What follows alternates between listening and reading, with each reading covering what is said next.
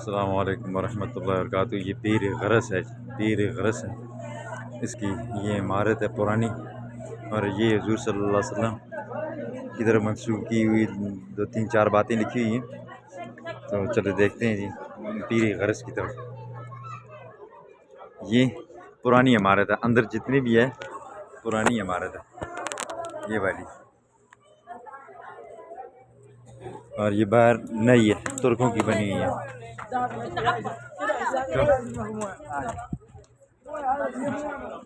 और ये पुरानी इमारत है, ये नज़र आ रही है। कह रहे हैं कि भाई हुज़ूर सल्लल्लाहु अलैहि वसल्लम ने इसके लिए दुआ की है। ये जन्नत के चश्मों में से एक चश्मा है। और दूसरा ये हज़रत अली रज़ी अल्लाह तआला अन्हु की तरफ को ये वसीयत की थी कि उनको इस पानी से भी गुस्ल दिया जाए, और बाज़ रवायात में ये लिखा हुआ है। और इसी तरह ये हज़रत अबू बकर सिद्दीक़ रज़ी अल्लाह तआला का बाग था, जो काट दिया गया। लोग यहाँ पर आ गए थे, यहाँ पर बिदअत शिरक करने लग गए थे।